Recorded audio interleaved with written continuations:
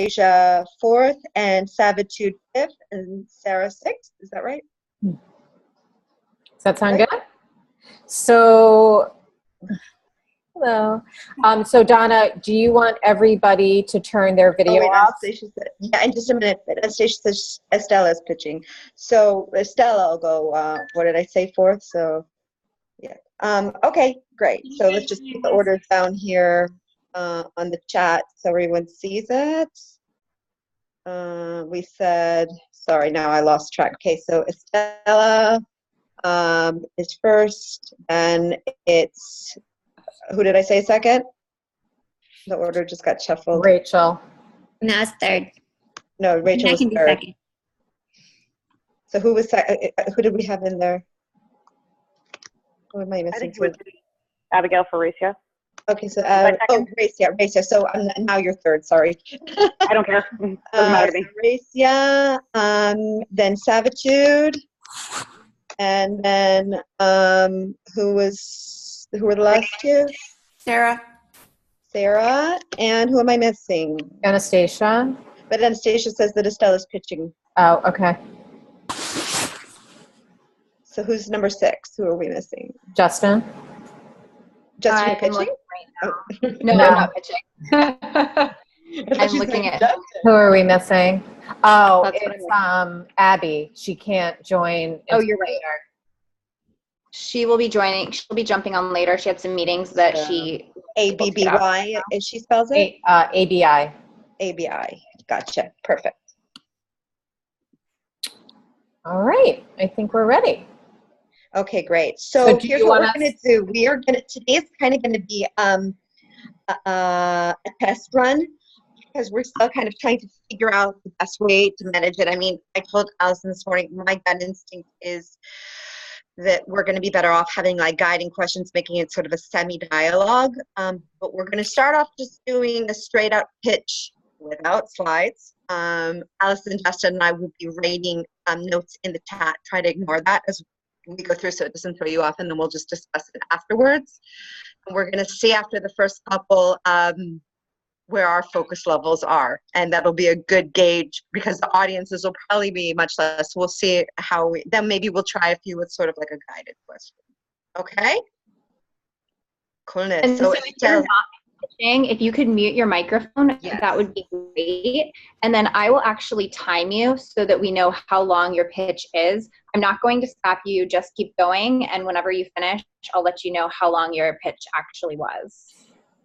And then, Donna, do you want us all to turn off our camera, including the one who's probably. pitching? I'm going to turn off mine too. Let's all turn off our camera. If you don't know how to do that, if you just kind of scroll to the bottom, a little bar comes up and you can click on stop video, and the same place you can do mute. And those that are going to be presenting, if you hit their share screen, it comes up and you can choose whether to share your entire screen or just share your presentation. To share your presentation, if you want it in full screen, you have to put it in full screen first. Are we sharing a presentation? Oh, I'm sorry. Excuse me. My bad. Force of habit. No, you're not. You are not. If you have a presentation to guide you, that's just fine. So go ahead and do that. Okay. So Estella, you are up, and this is going to be a great exercise in listening. Okay. With no visual. What's the company name? Just remind me. Second Screen. Second Screen. Okay, and go. I took my 20-year-old daughter to the movie theater to see the independent film Moonlight. She was blown away. I never knew there were stories like that, she said. And how would she know? She's a millennial who watches short YouTube videos on her phone. Once I was amazed just like she was. When I saw my first independent film, What's Eating Gilbert Grape, this was real life in all its complexity and contradiction, not cheesy, predictable blockbuster storylines. When The Sopranos happened, I was a young mother at home with a baby, and I did not miss an episode. HBO took what would have been an independent movie and envisioned it as a high-quality cable series that I could watch. They also took me on an episodic, character-driven journey that I haven't forgotten. That's what I want to do for the mobile generation. So many great independent films never see the light of day. Last year in the US, $2.3 billion that was invested in indie films saw only a 2% return. That's due to industry bottlenecks and because viewing habits have changed. During the same period, 168 million people watched videos on their smartphone. At Second Screen, we make feature films into a unique experience the mobile generation loves by repackaging, rebranding, and redistributing them. So essentially, we're making existing unseen movies into 10-minute episode series. We're pre-user and already have traction. Our app is the cover story this month of Europe's leading magazine for the media and entertainment industry. The first film on Second Screen is an award winner from the director whose Netflix original was the most watched teen film on Netflix last year. Our iPhone app is simple and sleek, with functions much like Instagram. A Discover screen, your profile page, and activity feed, because after all, it's social. On Discover, you see tiles of series. At the top is the feature of the day, and trending section down below reveals what's hot. No trailers. Instead, you can watch a quick snippet of an interesting episode. In one tap, share the preview with friends as a text with a download link. Scroll through the episodes, about 8 to 10 for each series, divided along the film's natural story breaks. Click on Cast tab to stalk the actors with the in-app browser, and then get back to watching or commenting. Check your notifications to see what your friends are up to. That's our built iPhone app. We validated the viewing experience with hundreds of beta testers who perceive the content as native and original. We're now validating the content side of the platform with filmmakers and distribution companies. We're stocking a library and have already curated more than 500 indie titles that fit our platform, sophisticated and edgy. We are raising a seed round. So are you like me? Because I decide what I want to watch by finding out what my friends like, rather than an algorithm telling me what to watch. Our users benefit from social discovery. None of our competitors, from short-form originals at YouTube and Black Pills to long-form streaming of Netflix, Hulu, and Amazon, to indie film streaming apps like Sundance Now, none of them are dividing films into 10-minute parts nor have a social aspect. Our business model is partnerships with brands. We also will do pre, mid, and post-roll advertising. The team is a balance of experienced pros in entertainment and technology, from Hollywood business affairs to screenwriting to building teams for tech giants like Samsung and eBay, PayPal, down to managing operations in early growth startups. We'll soft launch into the App Store with filmmakers and curators, their friends, fans, and grow the community organically until we bring on brand sponsors. We'll offer experiential sponsorship packages and pop-up screenings for top films. We'll partner with film influencers and film media communities. We'll become the Netflix of short-form series by year 3, when we'll be producing original series using our special story formula for 1-hour TV pilot scripts. Every writer in Hollywood has a script like this, unsold, unproduced. We'll start with our first serialized script, Americana, which I wrote and won a Showtime Screenwriting Award for. It's ready for production. My daughter and the entire mobile generation and culture can watch it just the way they already do. So look out, world. Here we come.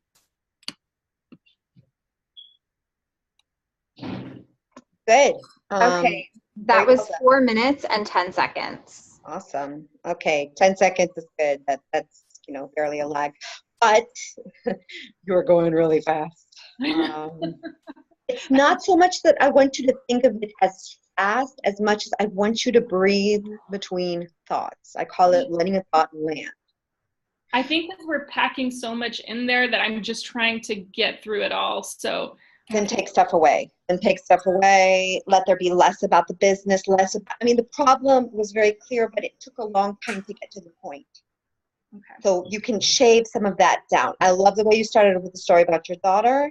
And then, so why would millennials like her are not that, and companies are suffering for it, which is why we've created Second Screen, and then go straight into Second Screen, and you can start talking about the benefits through discussing the rest of the problem. Because there was a little bit of duplication there between it. Okay.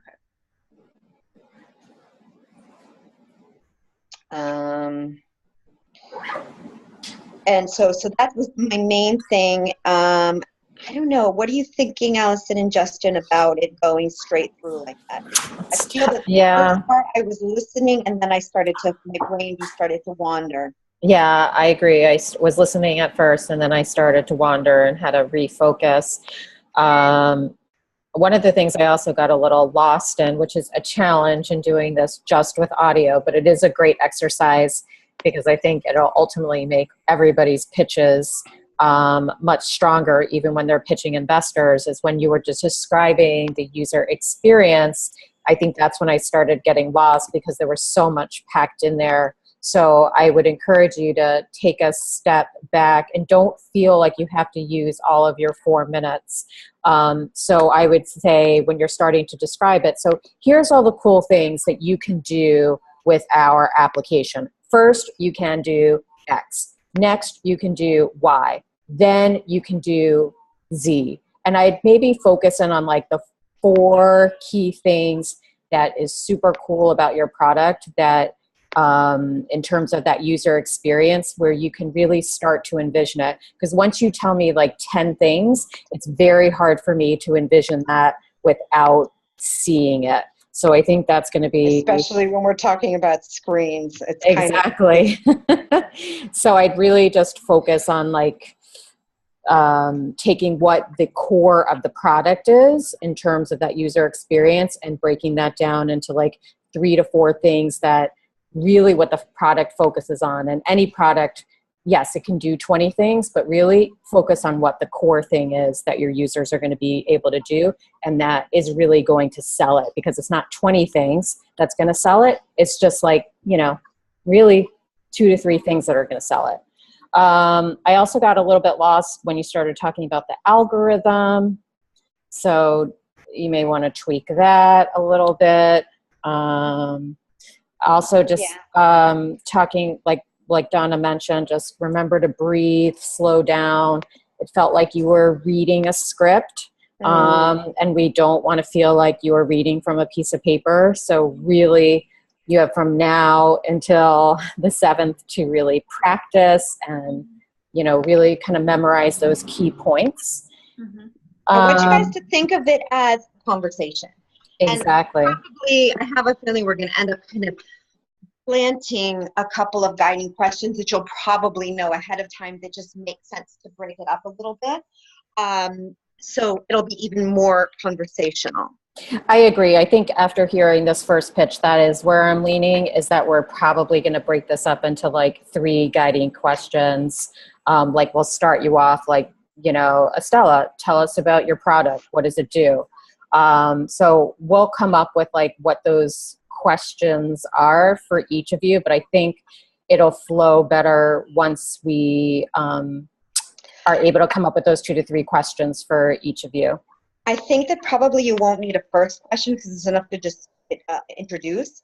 And then it'll be, so after she's talked about the problem and solution, that's when we started to say that'll be where a question comes in. Great, so can you tell us a bit of how it works or who's using it, or how are you planning to monetize this? Those kind of questions later, like with the business, that's when we need like a mental break. Okay. Yeah, so I also wrote down, this is Justin, very similarly to Allison and Donna, that just to slow down and breathe, because you know your product. And even though throughout Donna's last webinar, the pitch prep, you don't have to include every single one of those elements. And if you do, you don't have to include them in detail. So while they're important, because this is a shorter conversation, because it is without visuals, it's going to be a little more difficult to really grasp people.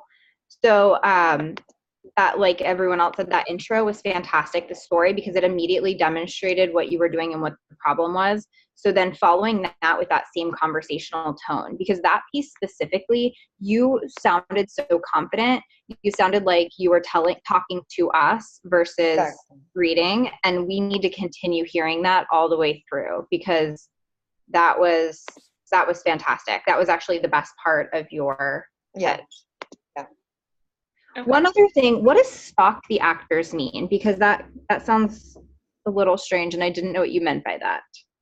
Yeah, so basically, like whenever you're watching someone on a show or whatever, and you don't know who they are, what do? You go and you find them on their social media or on IMDb to see what else they've done. So we have a feature where you can actually there's a little profile for the actors and for the top actors, and we say stalk your actors, but maybe that's not the best way to describe it, but it's kind of like what this culture does. Okay, thanks. Mhm. Okay. And how do so- you pronounce your name? Estella? Estella. Okay, great. Thank you. Okay, so I think that that covers that, and we've got a little bit of noodling to do on it, but I think, it'll be very easy to kind of, if you could send the script of it in to us, that way we can kind of look and see where the right question would come in. Sure. So send it into the chat? No, send it to Allison, Justin, and we can all take a look at it.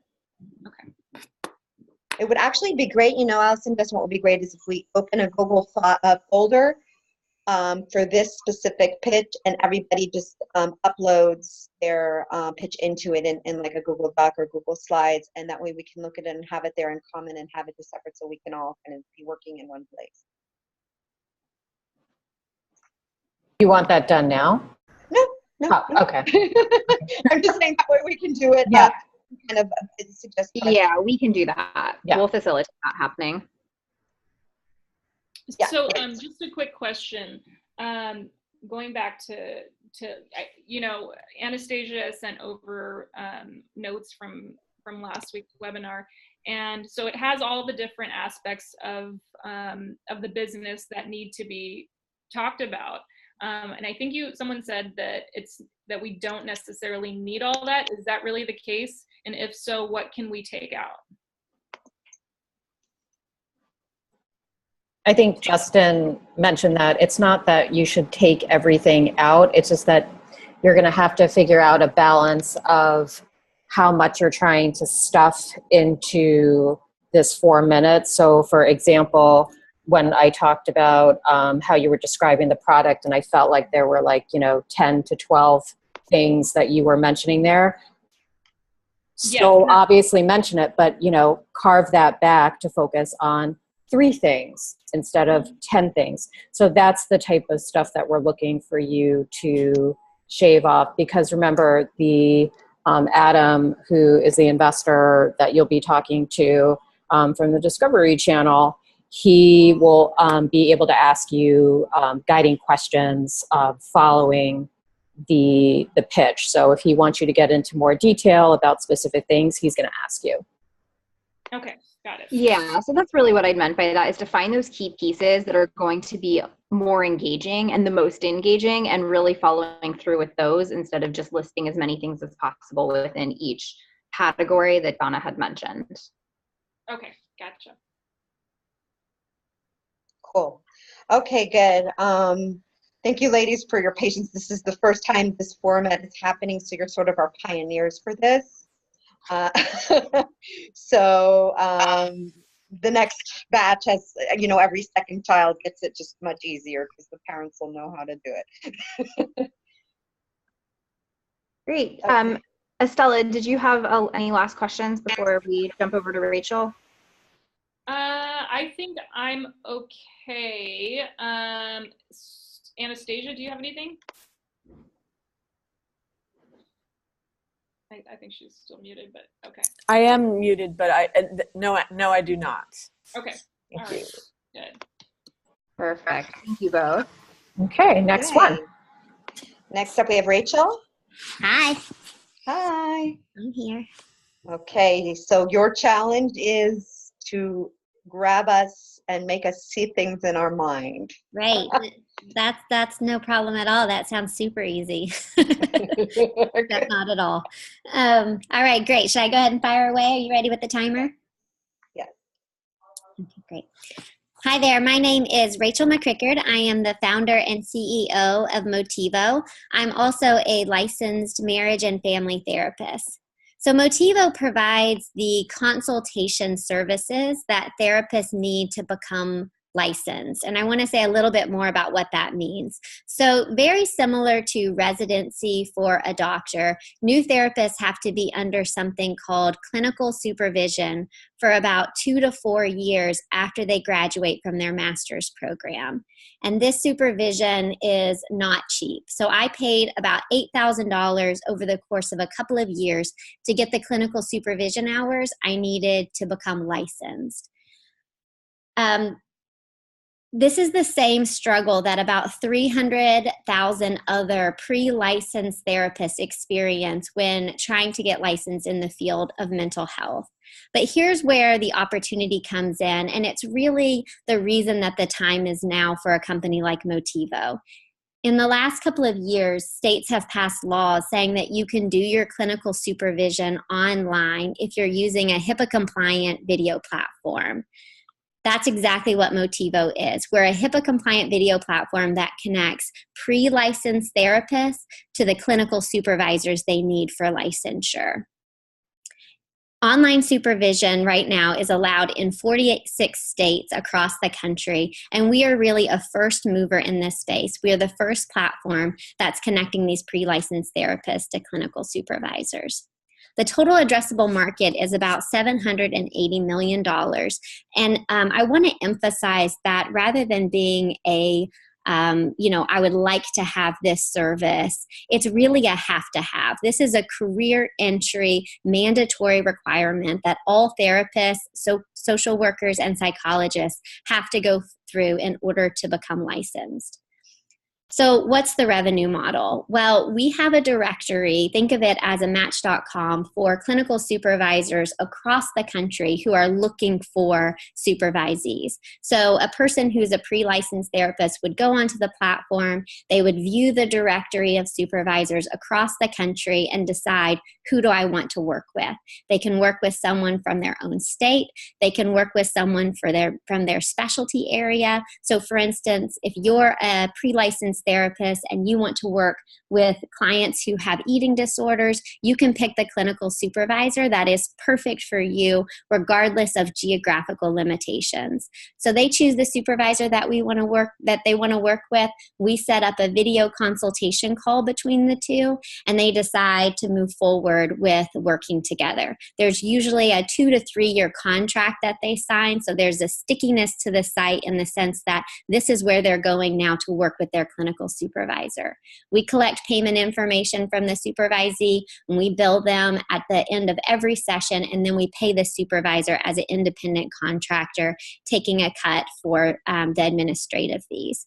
And this really opens up a lot of different revenue lines. Once we have thousands of supervisors and therapists across the country using the platform, we'll also be able to provide them with peer consultation, with master classes, with boosted profiles, and with private practice toolkits, ways that they can get started in the profession from the years of experience that we have had building practices ourselves. So we started the company in this last year. We've built our first minimum viable product, and we have about $3,000 a month right now in revenue. And that's growing and growing every single month as new users hop on the platform. Our go-to-market strategy thus far has really been to partner with universities that provide the pipeline of new customers. Yesterday, in fact, we signed our second university partner, which is Florida State University, and they want to bring their graduates on the platform in order to help them find supervision after they graduate. So there's also a very important social good element in our company as well. 55% of counties, all of them rural across the country, have no practicing psychiatrists, psychologists, or therapists. So the opportunity really here is to build up the base of mental health professionals across the country in an easy, accessible way through Motivo. Thanks so much. Okay, good. That Question, was how long was that? 4 minutes and 50 seconds. Ooh, little long, but that's okay. I think when we move to the format of the questions, it's not going to be as crucial. That was great. And I don't know if I just got it. I'm curious to hear from others if I got it because I've undergone supervision because I studied drama therapy for my second degree. But I really got it and I really understood it. Me too.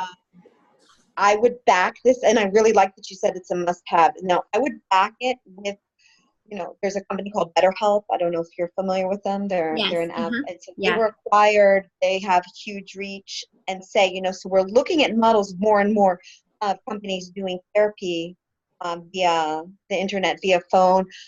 This is taking it to another level because the 80 billion therapists, I'm just making up a number, worldwide need this in order to be accredited. This is not a nice to have, somebody looking for therapy. This is a must have, and this will cut their costs, cut their time, cut their convenience while providing additional revenue for supervisors in many places around the world. So I would just kind of maybe sum it up with that. Yes.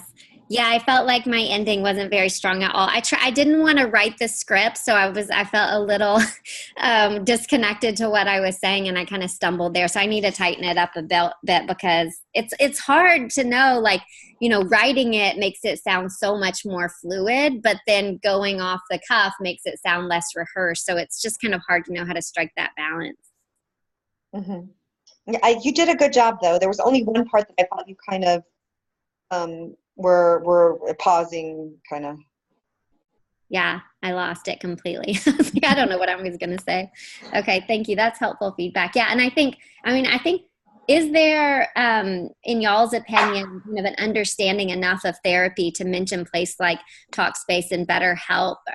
Are those established enough companies now that people know what I'm talking about if I were to talk about affiliate partnerships with them? Hey, this is Allison. I'm not familiar with them, but if you preface it that they are one of the biggest whatever out there, I think that then the people listening will get it. If you also, investors should be familiar with them because they're out here in the valleys and they're pretty well known. So I happen to know the founders, but I think you can, if you say companies like BetterHelp and the other who are providing online long distance remote therapy have raised, been sold, and make that social proof for you. Okay, great. So this is Allison again. I think that you did an awesome job. I clearly understood it. I think you have a great voice. It sounded so natural. You weren't reading. You had a great opening, a great personal story. Definitely, I think there are a couple of areas that you can probably cut for, in terms of timing. I think you can probably cut the go-to market. I think you can cut the social good. Remember, the investors aren't really caring about the social good side, sadly. So you need to shave off about 50 seconds. So those are good places to cut. Donna made the recommendation to put a few things together in terms of Donna, what did you exactly say for her to put together? I lost it. What about the companies, the social proof, or no? Well, I'll think of it. What I think is the saying how this is, because I liked where you said this is a must, not a nice to have. That was it. Yeah. That there are these companies out there. It's becoming more and more acceptable, and this is taking it to another level because it's a must-have. And there's people out there looking to increase their revenues as seasoned therapists, seasoned clinicians, and right. It was a way for you to cut the cost and provide additional revenue, and also save on time. So packaging that all together, I think will also cut some of that 50 seconds that you need. But yeah, I think you did a great job. Okay. Yeah, it was this is Justin, a very conversational voice that was amazing for just engaging the listener. And then you only said once, otherwise you were really on point for just continuing to talk even through things that you may have lost a little bit. There was one pause, one but those are really easy with practice to cut out. When you say think of it as a Match.com, that's incredibly helpful because it gives someone a reference point, as does you discussing your growth without just saying we have lots of room to grow. You talk about the different aspects that you can build in. So the toolkits for the private therapy, all of that is really awesome the way that you described it. So good job doing that. That was fantastic. Okay, great. Thank you. Good notes. You're welcome. Did you have any questions for us? Bianca? I don't think so. I took a ton of notes on just how to hone it in a little bit. Well, I guess one question would be when I was talking about the revenue model and I felt like I kind of went back and forth with calling them pre-licensed therapists and then supervisees and then customers. Does that need to be like, did you understand who pays who and how we make money? I did. Okay. I would be consistent throughout, though, with how you refer to the pre-licensed therapist, just so anyone else is very clear. Which one of those like lands best? Pre-licensed therapist, customer, or supervisee? Personally, I think pre-licensed therapist, that makes it very clear cut for me. What about Donna? Not everybody understands what a supervisee is. So Yeah. I agree. Or a customer, it might be unclear which one is really the customer. I think pre-licensed therapist is very clear. Agreed. Okay. Thank you. You're welcome. Great. Racia. Yep. Abigail, are you ready? I'm ready. That's a tough act to follow. You can do it. We believe in you. You're good people. I am ready All with the timer as soon as you're ready. Great. All right, here we go. Every generation has its share of creative geniuses, right? Cutting across time and space and technology. There have always been those who are poised to invent the future. So what do these people, these thinkers and disruptors, what do they have in common? It's curiosity, a fundamental curiosity about how the world works that leads them to keep asking questions and pushing forward and trying new things until something finally makes sense. It's a particularly human quality, and that's a really good thing because over the next 12 years, businesses are poised to spend $8 trillion on automation technologies. So by the time our kids learn how to code, the robots are going to be coding themselves. The jobs of the future are going to require creative, analytical, human thinkers. They're going to require curiosity. And luckily, kids already have it. If you've ever heard a kid endlessly asking why, you know that they are born curious. And it's our job to nurture that curiosity in the next generation. We have to give kids the tools they need to keep exploring. And that's where we come in. Racia is a platform for exploration and creativity masquerading as a race car. We start with a robust, customizable, programmable car, which is ready to run right out of the box. So unlike other science toys, kids don't have to do an hour of complicated building or a bunch of tasks that feel like homework before they get to explore.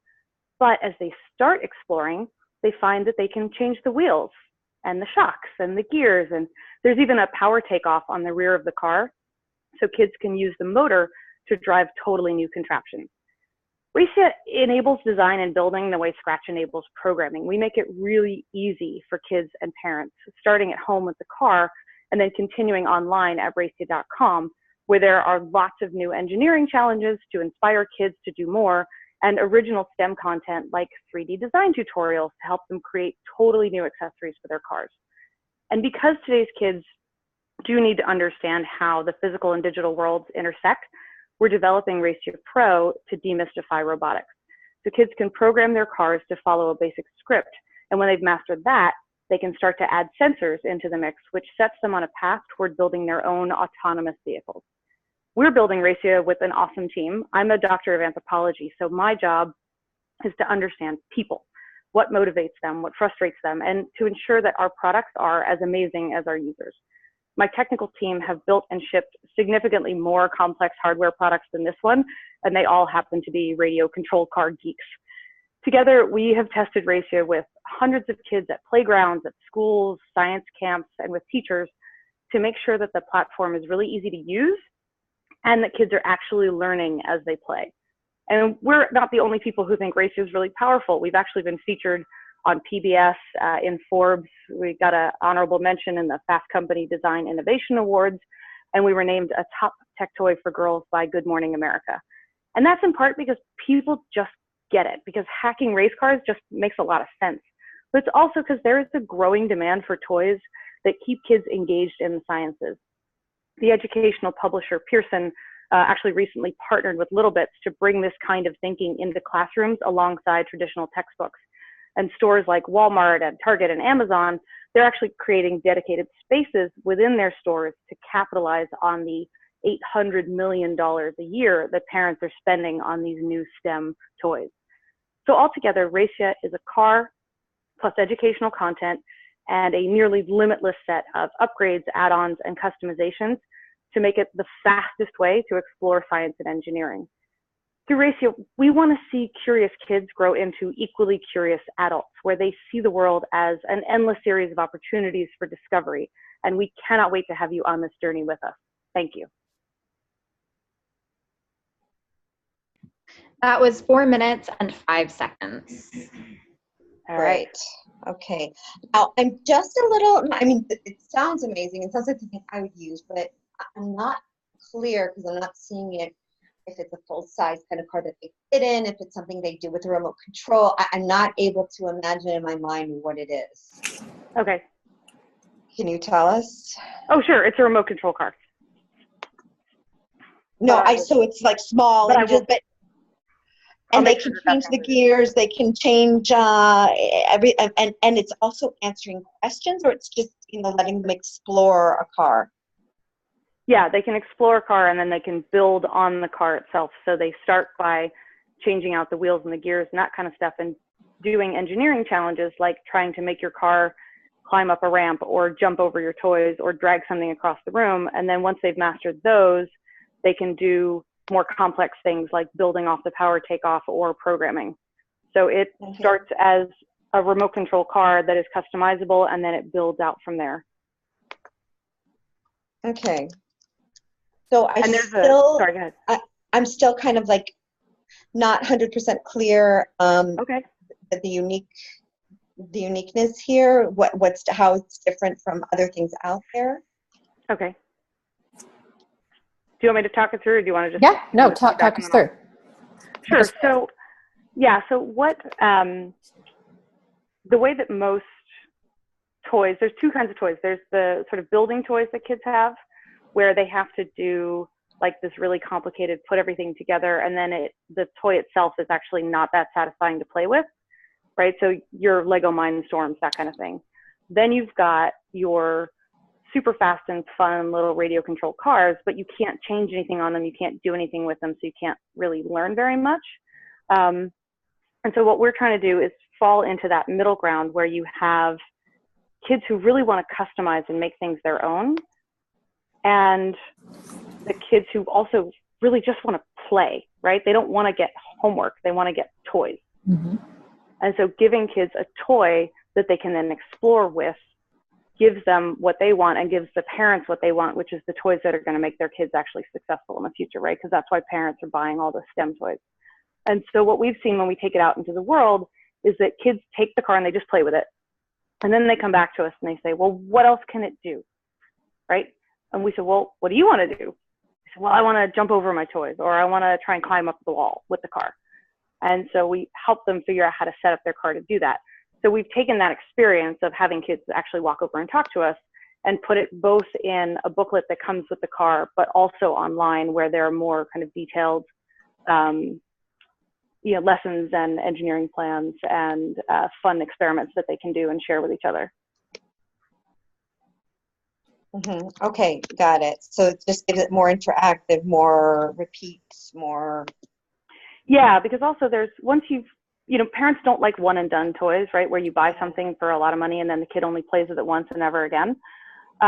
This is a toy that you can play with in multiple iterations over multiple years. You can play with it, with your little brothers, with your older sisters, and keep kind of creating on top of it. And we help that engagement through Racia.com so that there's always a reason for them to come back and try something new.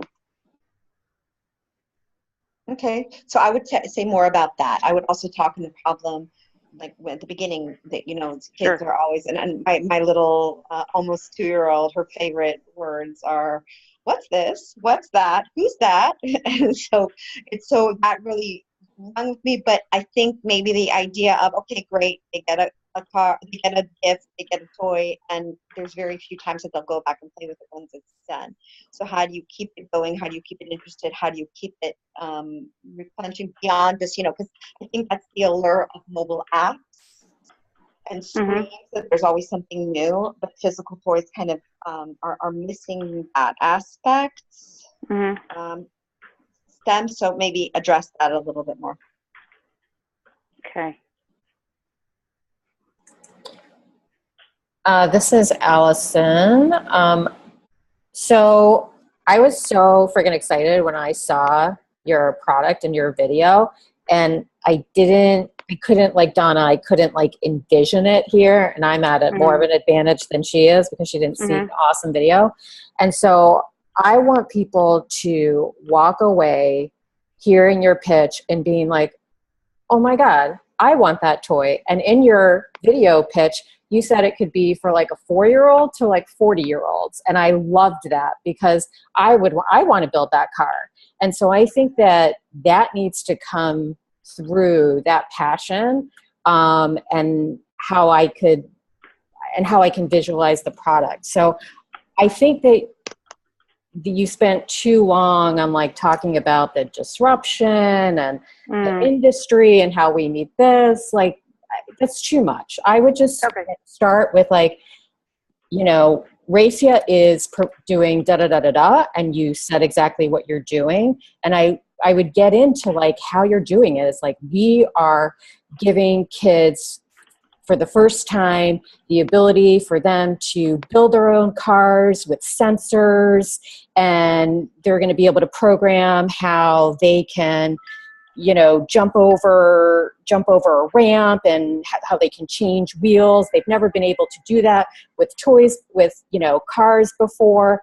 Plus, we're addressing this awesome education need within STEM where we know, and they maybe get into some stats there, but I wouldn't start with the stats because it's just, that's not the exciting part of your product. The exciting part of your product is this awesome car that you are able to build, whether you're 4 years old or 40 years old. And I understand 40 years old is not your target market, but I think that's the excitement of your product, is that you as a 5-year-old get to build a car, work with sensors, change these wheels, program it to jump over ramps. I mean, how many products do that? Right, like none. Right. And so that's like, and I would ask that question, like, how many products do that? And then you answer it, 0. We're the only one on the market that's doing it. Got it. Absolutely. I wanted to know more about what Racia is sooner. I was like, okay, I understand that the robots are going to be coding themselves, and that's a really interesting thing to hear. And why does that matter in this moment?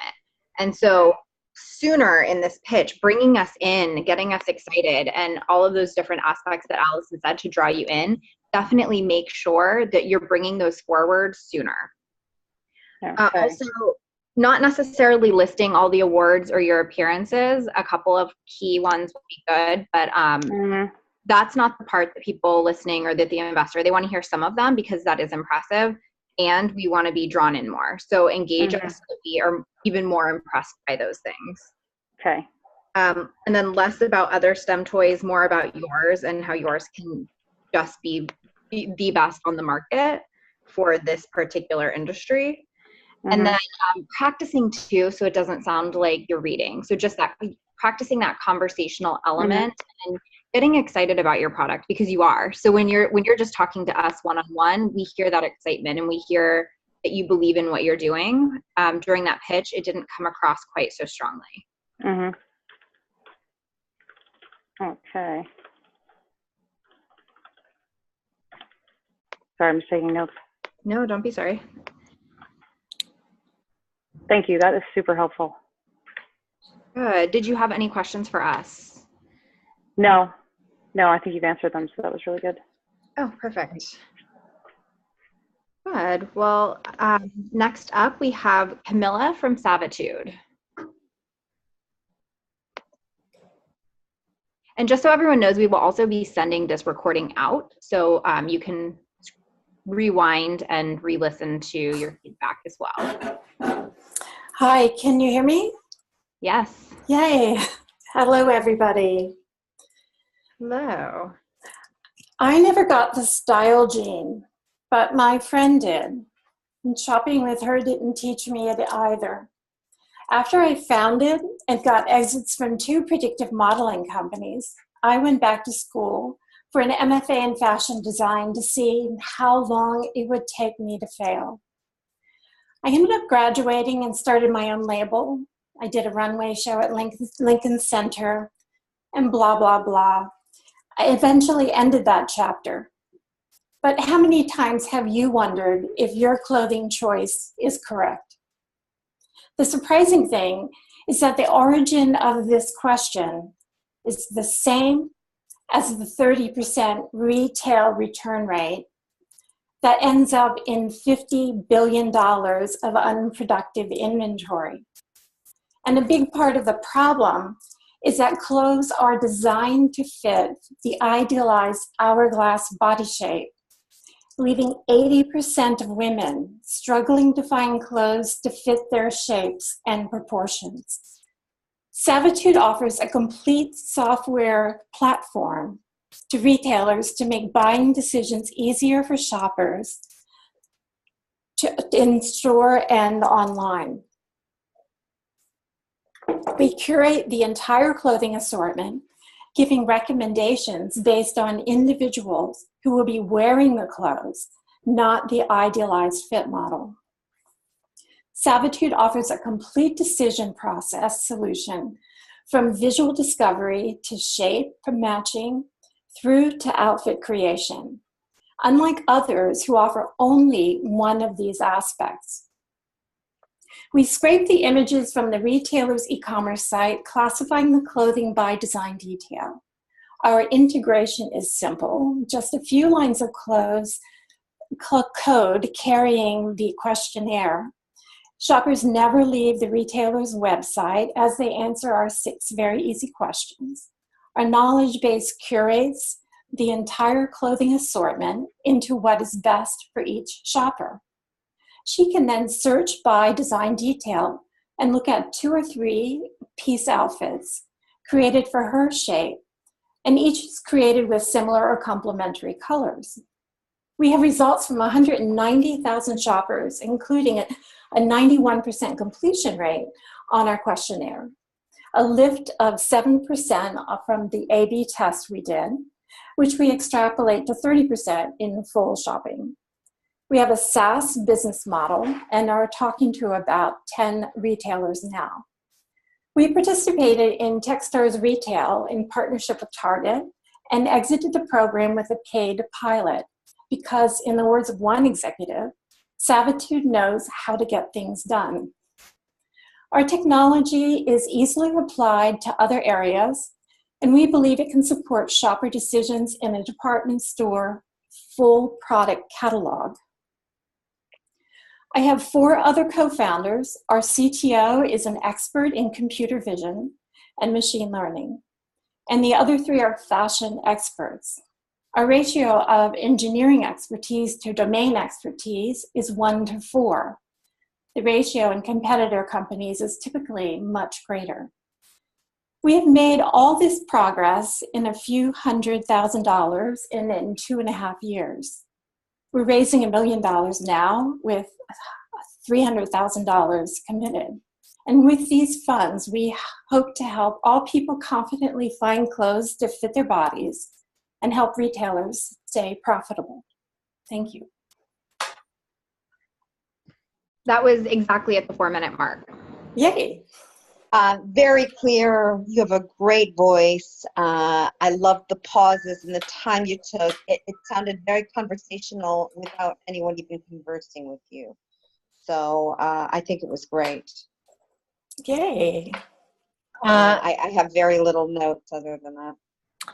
Hey, it's Allison. Hi. Hi.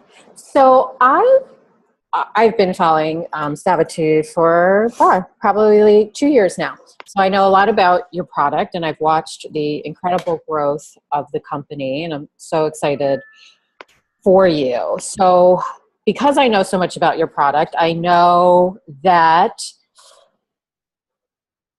I don't feel that that it's getting across from the very beginning. Like, I want to see a little bit more of the, like, a personal story. I think that's how you could start off with it. Like, and it's prompting the viewer, whether you're a man or a woman. Like, have you ever shopped online and you thought that, you know, that dress or those pair of pants would look awesome on you, only to get it in the mail and it is complete and it completely fits you in the wrong way. It makes you look, awkward, and then you have to like go and spend all this time returning it. Well, our product Sabitude solves that buy, and then you get into your product. So I think because you're solving such a huge problem, and I think maybe like 2 minutes in, you're talking about leaving 80% of women confused and what they're going to wear and how it's going to fit. Like, I want that in the beginning, because to me, that's like the beauty of your product.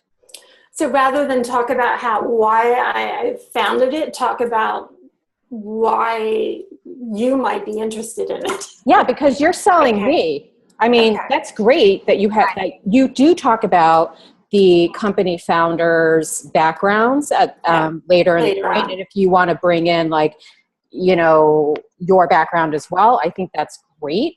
But I think that you need to start off like you have to sell me, which is I am one of those 80% of women who shop online, and I get it in the mail and I'm like, what the hell is this? Yeah, right. I think that's such a good point. And, not knowing what the product is, I would not have guessed it was that. And I feel the same way. And you started out with, I wasn't given the gift of style, but it's beyond style. It's fit. And you're addressing a serious problem of return. You're addressing a serious problem of just, everybody's trying to crack the code of fit and style, and your number should speak to that. So that's great. Oh, that's a good, thank you. If I could take 1 minute here, 5 minutes before we got together, my original beginning got crushed by an advisor here at a program I'm at in New York.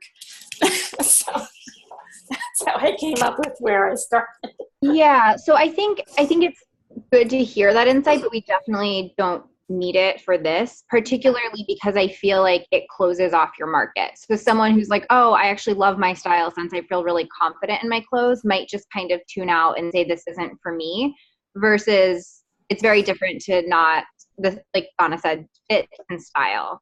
I think you're right. I think you hit the nail on the head. I totally agree with you guys, you ladies. And a couple things in the beginning, your words blurred together a little bit. It was a little difficult for me to hear. I don't know if that was just the quality of microphone or my computer, but it wasn't quite clear. It was maybe that you were talking a little quicker and then slowed down as you went, because the rest of it, you were definitely much slower, and the pace was there. Better. I got maybe a little nervous. And I heard that nervousness a few times, but mostly there was some confidence. I would love to hear a little more variation in your tone and pitch for a couple of the pieces of it. Okay. I feel like there was some monotony a little bit as you were talking and explaining things, that I got a little bit lost in that. Okay. But I think otherwise what Allison pointed out was really great feedback. Yeah, very good points. Thank you for the criticism. I appreciate it. Constructive, absolutely. Yeah, I take it that way. I just also want to make sure, because to Justin's point, you're sounding a little echoey, and that could be, I'm sure that's because of the mic and headphone setup. So I just want to make sure that for the actual podcast that you do have a good microphone. Because I'm in a telephone booth right now.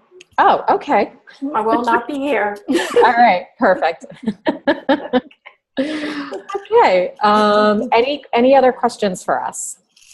No, I'm good. You're doing a terrific job. Thank you so much. Thank you. And then next we have Sarah from Vital Signs. Great. Can you hear me? Yes. Yeah. Hear you perfectly. Okay. Hi, my name is Sarah Goodman from Vancouver, British Columbia, and I'm the CEO of Vital Signs, and we make products that help people live longer and healthier lives. Life expectancy is rising, but people are spending more years living with illness, which for the most part is preventable. People need to take preventative measures to live healthier lives, but there wasn't a tool on the market that provided scientifically backed information that was easy to understand and provided valuable insight as to how a person's lifestyle choices affect their risk of developing disease on both the short term and long term. So we developed a preventative health tool called iHeart to help motivate people to lower risk of disease and extend their lifespan. iHeart is a fingertip device and mobile app that determines a user's internal age by measuring aortic stiffness, a total health metric. The stiffness of the aorta, the largest blood vessel in the body, is a proven indicator of risk of developing heart disease, dementia, and risk of death from all causes, which sounds quite morbid, but aortic stiffness is reversible with positive lifestyle choices such as improved diet, increased movement, and lowered stress. My team has developed a novel method to measure aortic pulse wave velocity, the gold standard measurement of aortic stiffness. This novel method is PCT patent pending in many countries worldwide.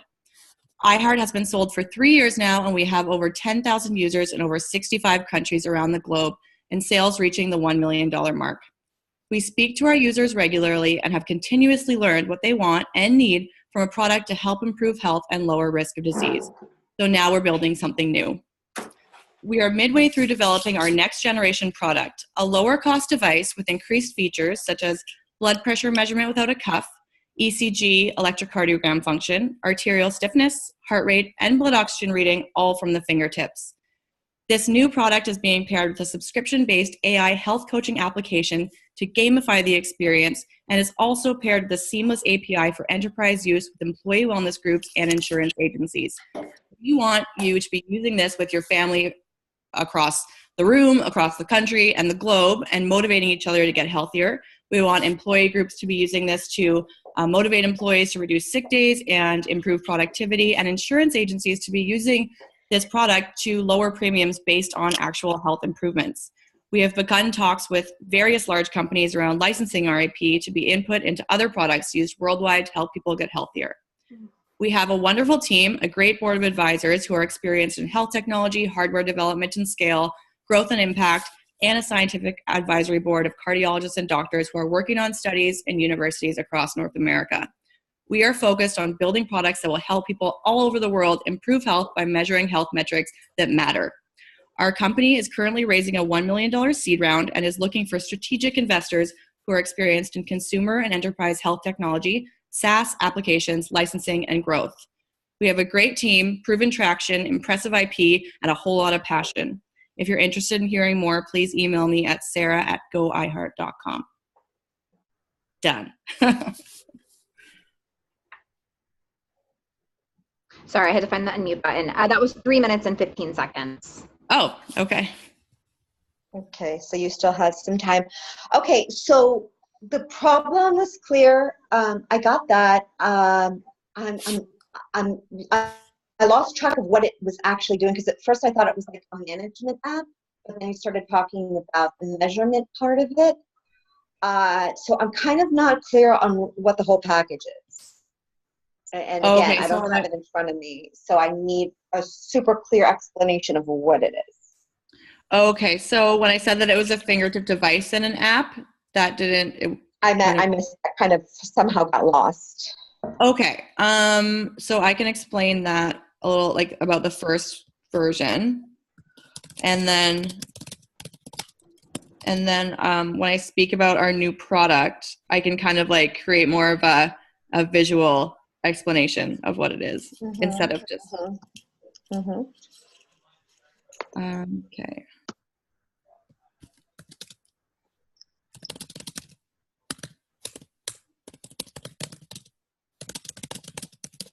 Okay.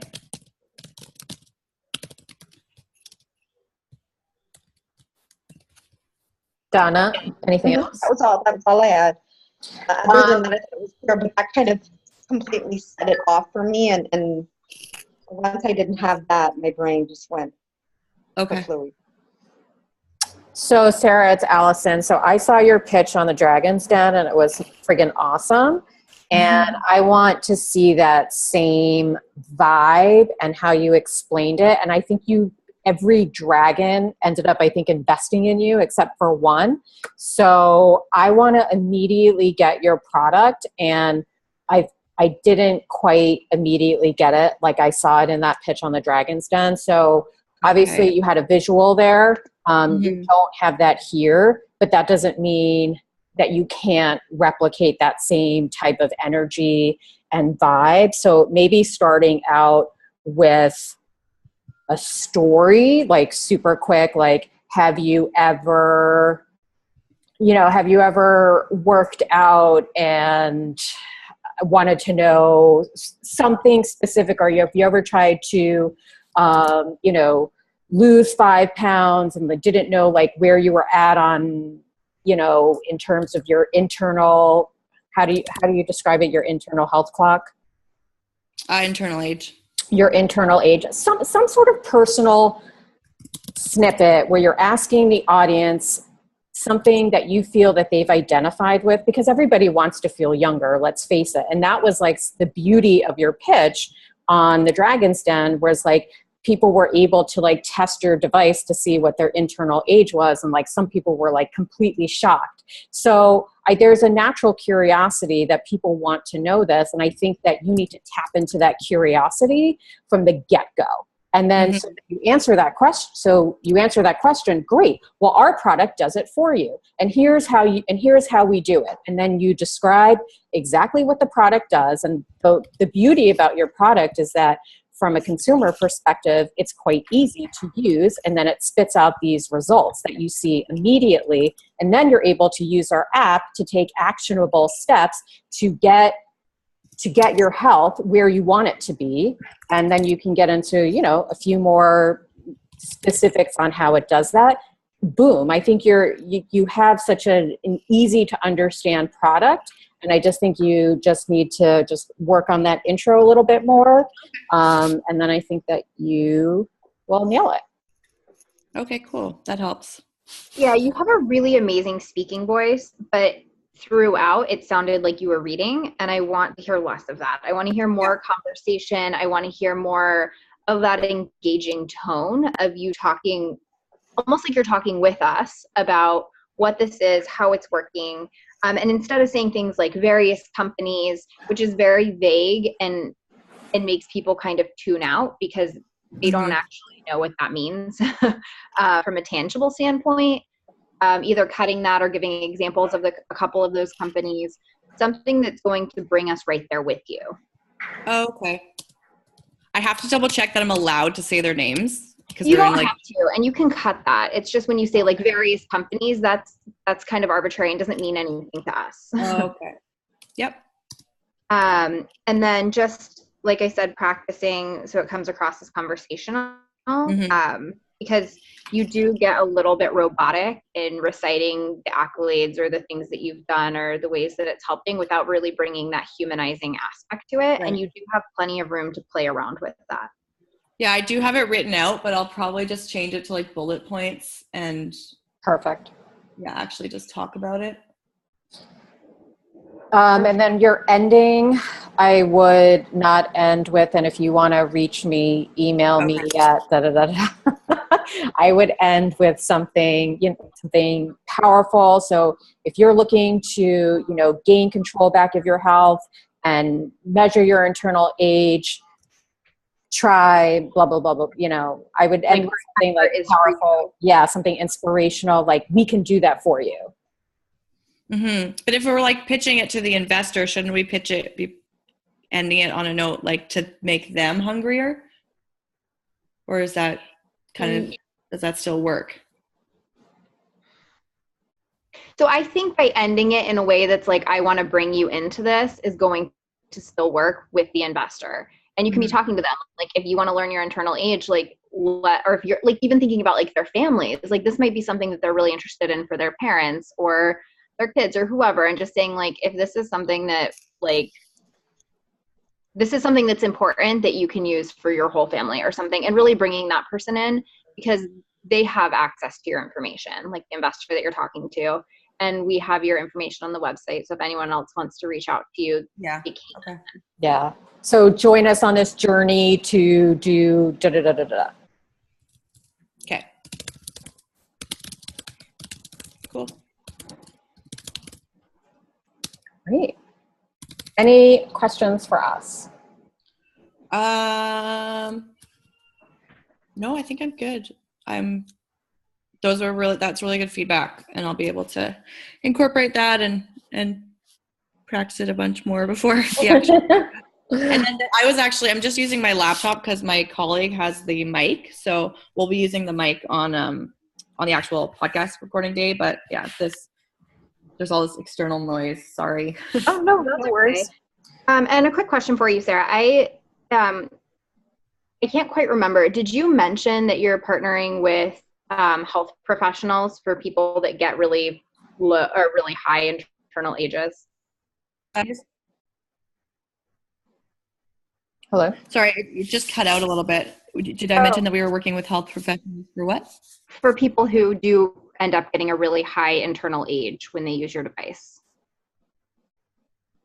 I didn't mention that. We don't really, we have health professionals that are using the product to help kind of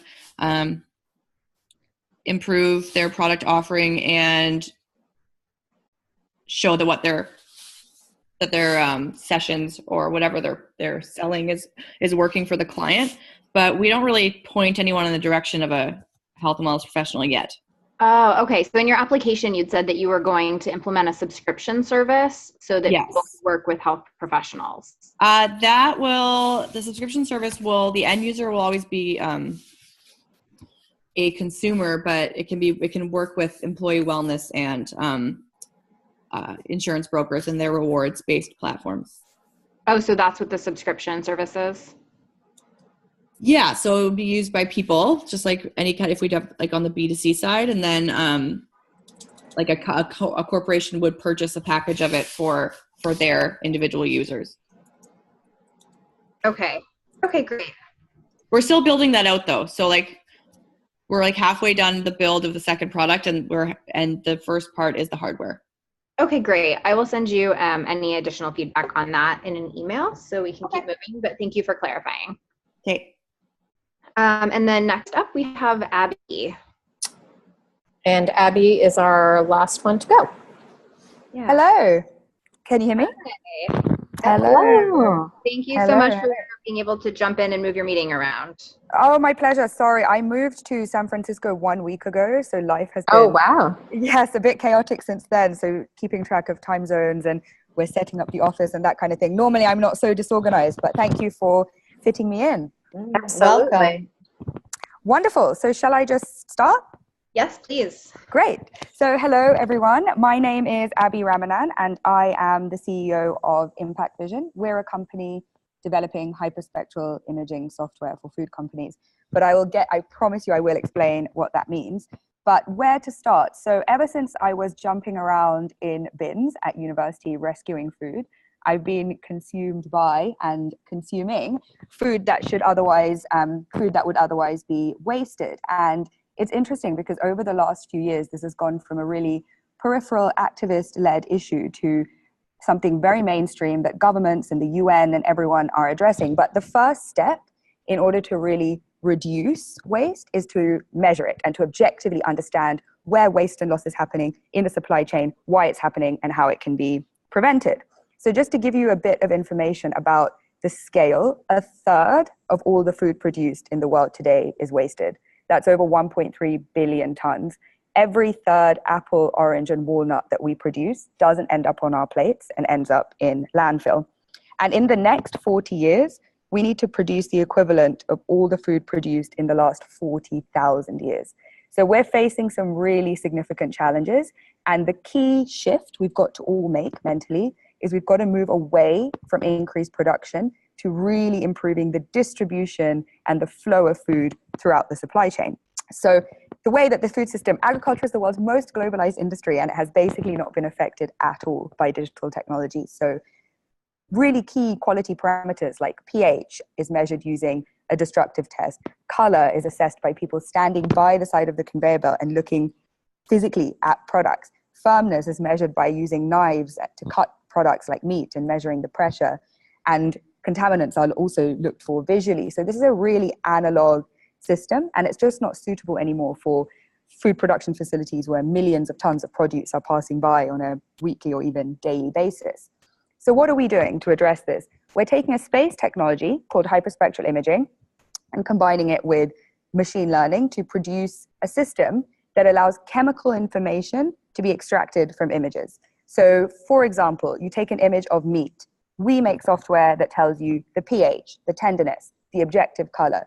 You take an image of a fish. We can tell you the freshness, the species. You take an image of an avocado, and we can tell you the ripeness. That's one we're actually working on at the moment. So this allows food companies to go from a system where they're testing between 2 to 3% of products to a system where they're testing 100% of products through a continuously autonomous system of quality control.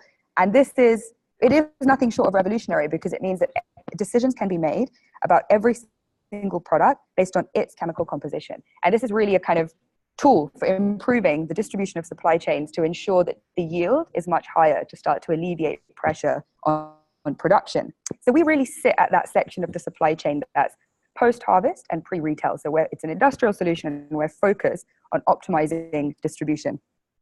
In terms of validation, so we've been all over the world, because the food industry is very, the supply chains are global and it's complex, and we've developed a few different products. So we started off working in beef.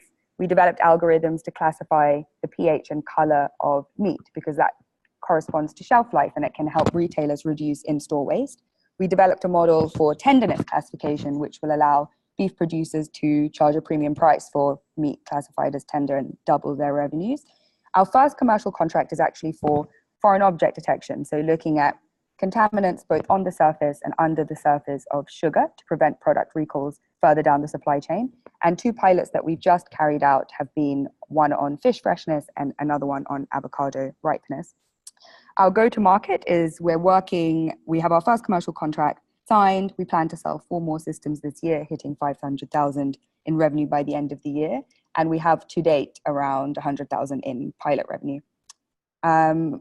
We plan, like I said, to sell an additional 4 systems this year once we've done the first installation in August. So that's when our commercial product will be launched. And then we will sell an additional 5 systems next year, hitting $1 million in revenue, which is around the time that we will need to have our Series A complete.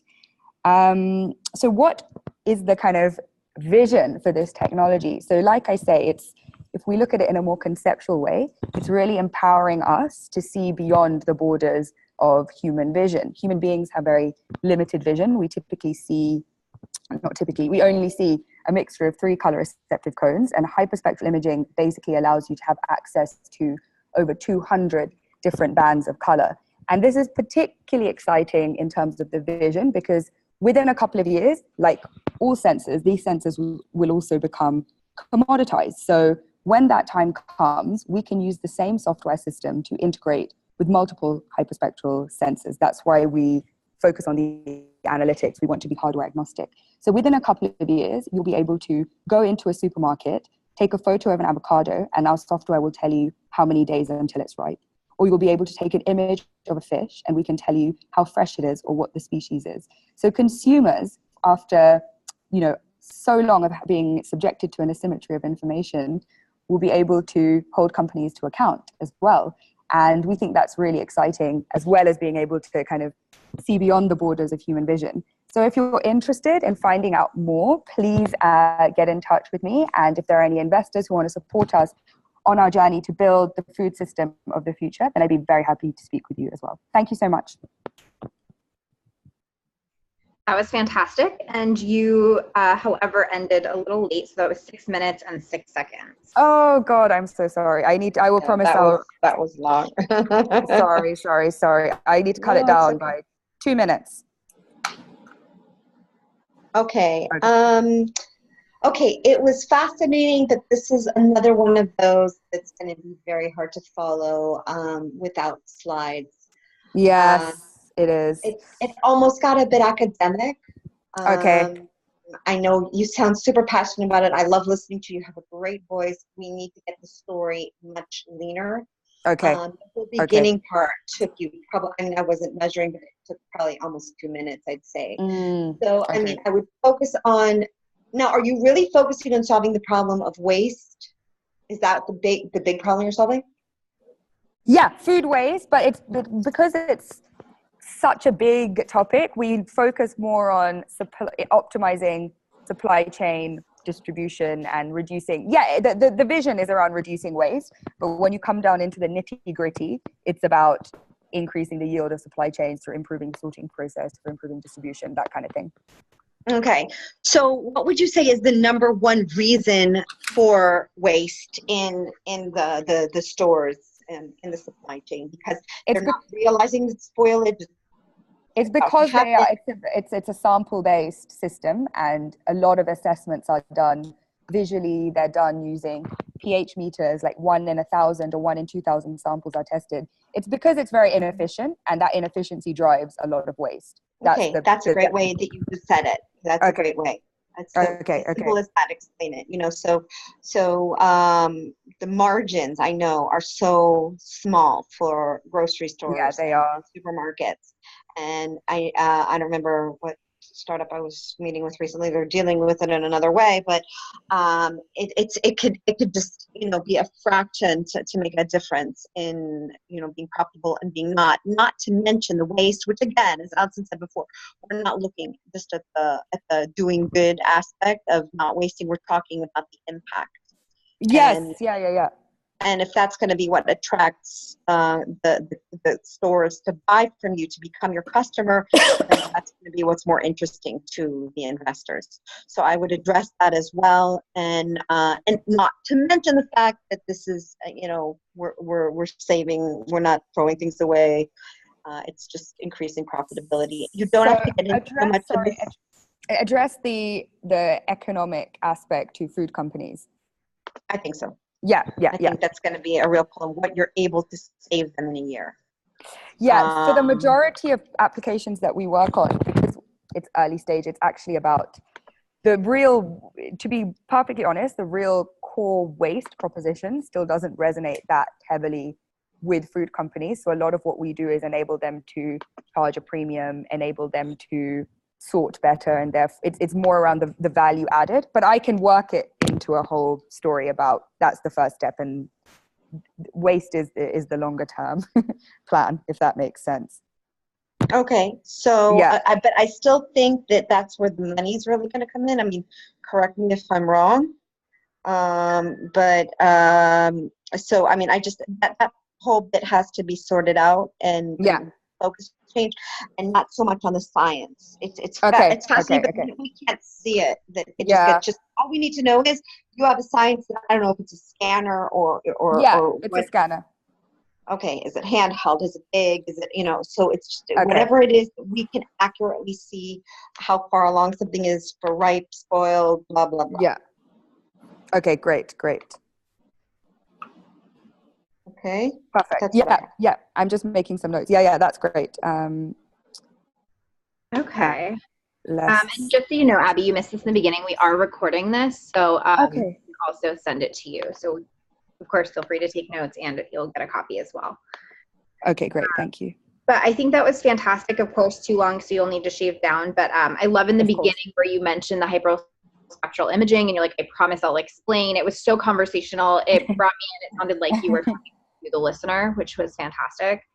The majority of the stats you gave were really tangible. So I connected them a lot with what you were doing, but getting, like Donna said, to your product quicker would be helpful, especially in shaving off some of those minutes.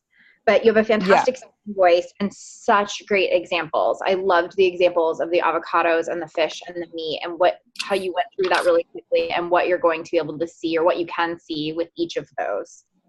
Okay, great. One question I had, you said that in this year you're going to sell an additional 4 systems.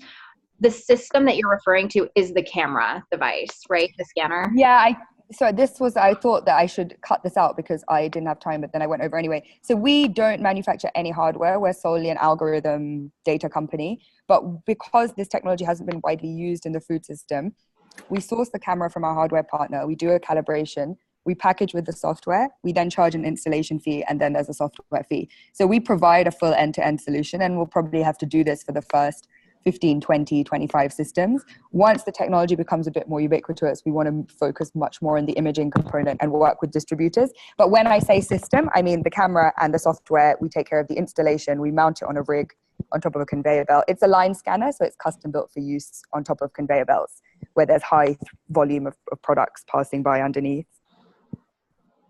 Okay, so that was a part where I stopped and I didn't even hear what you said immediately afterward because I was trying to think about what the system was specifically So for you. yeah, should I not mention the part about revenue and sales? I would maybe not mention that you're selling additional 4 and then 5 because when you say that, it does not sound like very many. And Yeah. Revenue, those numbers are very, very small. And while they are great that you're going to hit the $1 million mark, I wouldn't use that 4 and 5 systems. Okay, great. You agree, Allison? I think so. Yeah.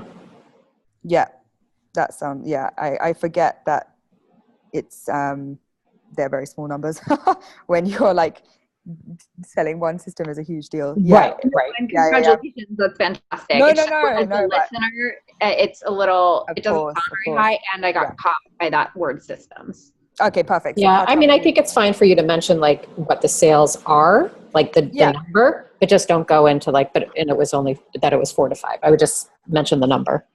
Perfect. In terms of my feedback, I'd love to see you. I want to go back and listen to your intro again. But I'd love to see you start with the story of the avocado and the fish and how you don't really know how fresh things are, possibly until like you go home and you try it and then you realize like, oh, this doesn't taste very fresh. This tastes kind of spoiled. And then like, I want you to set the story like this is what our product does and basically open with, have you ever gone into the store, bought a piece of fish and realized that it just wasn't very fresh? Great. Well, millions of people across the world experience that every day and have a similar experience. And our product will help grocery stores around the world do XYZ. Yeah. It's a bit, so that version will likely happen at some point, but we're working a little bit higher up in the supply chain. But I can definitely use that as a point of, that's what the technology does. So I can say, have you ever been to a supermarket and bought fish and realized that it wasn't fresh, or if you bought meat that didn't taste as you kind of expected it to. Well, so many people have this problem and we have technology that can help address it. Right, because I'm trying to simplify it for people who aren't involved in your technology to understand it off the bat so they could immediately be grabbed like, oh my God, this is a really cool project that has like implications around the world for XYZ, for all of these people and all these supply chains. And so I want people to understand that off the bat. And then you can get into some of the more detailed stuff that Donna mentioned about the supply chain and how this is going to be, about the margins with the grocery stores and like, how it's such a small margin, but with like a product like this, you're able to really help these supply chains and blah, blah, blah, blah. Yeah. Okay. Perfect. Yeah. So kind of like start out like grand idea, even if your product isn't exactly doing what I'm saying, and then tell us exactly what it's doing. Perfect. Amazing voice. Like Justin said, I felt like we were on the podcast. and it was very natural, and it's like you were talking to us. And I think this is a great example for everybody who is on the webinar right now, that natural tone that she was just like speaking to us, telling us about her product. She wasn't reading it. It was like even though there wasn't a conversation happening because no one was asking her questions, I almost felt it was like a conversation. Even at 6 minutes, which is pretty impressive. Sorry. No. I'm just saying it's impressive. Okay, wonderful. I like I say, with the move and everything, I confess I didn't time it, and I did a practice like last night. But I will. I can definitely cut it down. Perfect. Any other questions for us? So just, one question. I thought that when I listened to the coaching, it was like start from something personal. So that's why I was like, ever since I was like jumping around in bins and rescuing food, but instead scrap that and start from, have you ever been in a position where you bought this or that product and felt this way? Millions of people have the same problem. We're addressing that, and just not really have that other part. I want to listen to your intro again, and then get back. I'm going to have to hop off. Because that's fine, Donna. So, ladies, thank you so much. Good luck with all of this, and if there's any questions, I'm here, and we'll make sure we have the guiding questions for you. Thank you. Thank you so much. Thanks. Bye, everyone. Bye, Donna. So for everybody still on, looks like we have most people here. Looks like Sarah had to drop off, but I believe everyone else is still on. Okay, so we are going to send you a copy of the recording, and we're also going to send you the exact time slots for your podcast, because we got that nailed down. And then Donna and Justin and I are going to get together and think through if we are going to give you all a couple of prompting questions, and at what point in your pitch that we're going to do that, to make sure that the flow is really good and that the audience feels engaged. So we will work on getting that to you, but it's not going to change your pitch, because we're not asking you to change things around. Of course, the things that we talked about today, I know you'll be addressing, but don't worry about that you're going to have to like redo your pitch because we're asking you questions. It's going to naturally flow into your pitch. So don't worry about that. And then the second thing is, if everybody today can send us their pitch script, or even bullet points if you don't have a pitch script, that will be critical for us to get as soon as possible, so that we can come up with those couple of questions that we are going to pose to you, possibly during your actual pitch. Yes. And then your one-pager is also due to us by tomorrow at 4 p.m. Eastern time. So if you could please make sure you send those over. And I sent an example in one of the last emails that I sent of what a one-pager can look like. And you can design that more to your brand if you want to, but you don't have to. And that'll be something that Allison and myself will provide to the investors, so that they can have a one-page document in front of them in advance. And not all of them will read it in advance. So don't go in expecting that it's going to have necessarily been read and remembered, but it is a good starting point to have. Any questions for Justin and I? I don't have any more questions. So you will listen to the beginning and then Yep. Or what? Should I'm I going to listen. No, I'm Okay, going to listen to the beginning, and then I will email you. Okay, perfect. All right, perfect. Well, we will talk with everybody very soon. And again, if anybody has questions, let us know. If anybody wants to do a little bit more practicing, Justin and I are happy to hop on another webinar with you and run through it again. Wonderful. Thank you so much for your time. Thanks, everyone. Thanks so much. Bye. Thank you. Bye.